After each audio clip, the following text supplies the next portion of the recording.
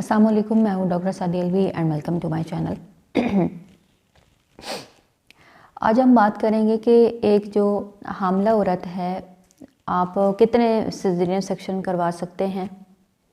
और कितनी लिमिट्स होती है कि आपके कितने जो सिजेरियन सेक्शन है वो हो सकते हैं। ये वो कंडीशन होती है कि जब आपकी हड्डी तंग हो और आपकी नॉर्मल डिलीवरी पॉसिबल ना हो और मजबूरी आपने सिर्फ सिजेरियन सेक्शन ही करवाना है और आपके पास कोई चांस नहीं है।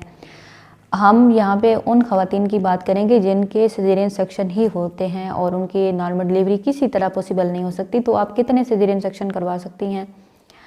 हमारी सोसाइटी में आमतौर पे यही हम सुनते हैं और इस बात को ज़्यादा जाना जाता है कि आप सिर्फ 3 सिजेरियन जो सेक्शन है वो करवा सकती हैं, 3 से ज़्यादा आप सिजेरियन सेक्शन नहीं करवा सकती। तो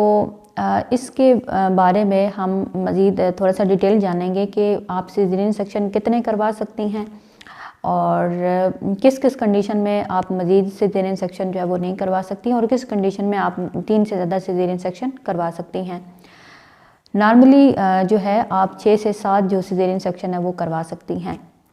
लेकिन जो 3 सिजेरियन सेक्शन हैं इनको हम लो रिस्क सिजेरियन सेक्शन कहते हैं और 3 से जितनी ज़्यादा आपकी मिकदार बढ़ती जाती है 6-7, तो उसे हम हाई रिस्क सिजेरियन सेक्शन कहते हैं। अब बड़ा ऑपरेशन जो है किन सूरतों में आपका 3 से ज़्यादा हो सकता है। आमतौर पे ये देखा जाता है कि बहुत सारी जो ख़वातीन होती हैं वो किसी ऐसे हॉस्पिटल में जाती हैं जहाँ पे आपकी सिर्फ गायनाकोलॉजिस्ट होती हैं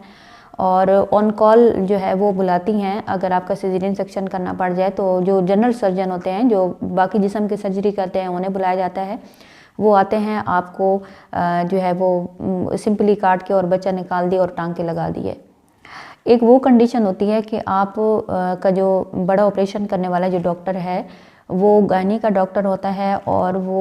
आपका बड़ा ऑपरेशन उस तरतीब के साथ करता है जिस तरतीब के साथ होना चाहिए। वो कम से कम कट लगाता है और वो इस चीज़ को सामने रखता है कि हम माँ जो है वो माँ का ऑपरेशन इस तरीके से करें, इस तरीके से आपकी बच्चेदानी को काटें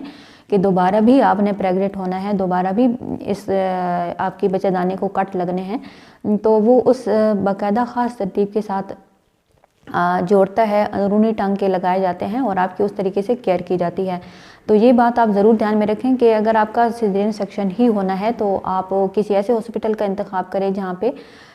सही जो सर्जन जो कि सिर्फ गायनी के जो सर्जन हैं जो बड़ा ऑपरेशन कर सकते हैं, आप उनके पास जाएं। जो लोकल सर्जन है उनके पास आपने नहीं जाना।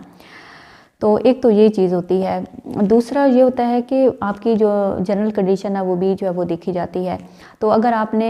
सिजेरियन सेक्शन आपके 3 किसी ऐसी जगह पे हुए हैं जहाँ पे आपकी यूट्रस की कंडीशन अच्छी है, आपको टांके अच्छी तरीके से अच्छी क्वालिटी के लगाए गए हैं ताकि वो जल्दी अंदर जो है वो जज्ब हो जाएँ और आपको कट कम से कम लगे हैं, या आपकी बच्चेदानी की कंडीशन ऐसी है कि मज़ीद आप जो है वो बच्चे पैदा कर सकती हैं या उन पे हम जो कट लगा सकते हैं,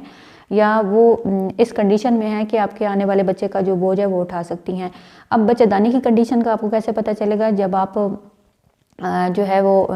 ऑपरेशन आप करवाते हैं, उसके बाद जब आप डिस्चार्ज होती हैं तो आप एक मुकम्मल नोट बनवाएं अपने उस डॉक्टर से कि मेरी यूट्रस की कंडीशन कैसी है और क्या मज़ीद हम जो है वो इसका हम बच्चे जो है वो कर सकते हैं या नहीं।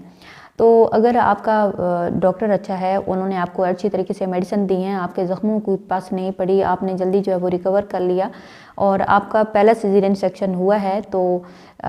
दूसरा और तीसरा तो आप जो है वो इजीली कर सकती हैं। इसके अलावा अगर हम बात करें कि अगर आपका सिजेरियन सेक्शन जो है वो किसी ऐसी जगह पे हुआ है जहाँ पे डॉक्टर अच्छे नहीं हैं, जहाँ पे आपके ज़ख्मों में पस पड़ गई थी या अंदरूनी को डीप आपको कट लग गया, या आपकी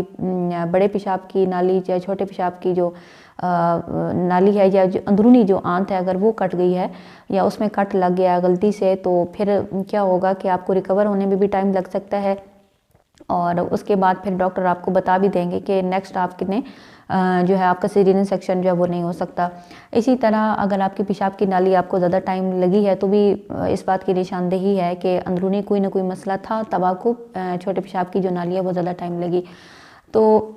अगर आपके 3 सिजेरियन सेक्शन हो चुके हैं, उसके बाद फिर आप क्या बच्चेदानी की कंडीशन देखेंगे, आपकी ओवरऑल कंडीशन देखेंगे, आपकी जो है ये भी देखेंगे कि आपका जो सिजेरियन सेक्शन है वो किस जगह से हुआ, किस डॉक्टर ने किया, आपके जो अंदरूनी ज़ख्म थे वो कितने दिनों के बाद ठीक हुए।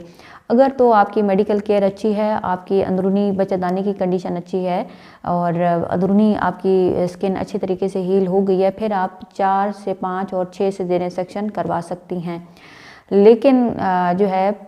अगर आपकी बच्चेदानी की कंडीशन अच्छी नहीं है या अंदरूनी कोई कट लग गया है या कोई ऐसी सूरत हाल है, फिर आप 3 से ज़्यादा सिजेरियन सेक्शन जो है वो करने आपके लिए ख़तरनाक सूरत हाल पेश हो सकती है। तो इसका सबसे अच्छा और बेहतर तरीका ये है कि एक तो आपको खुद पता होगा कि मैं किस डॉक्टर के पास जा रही हूँ,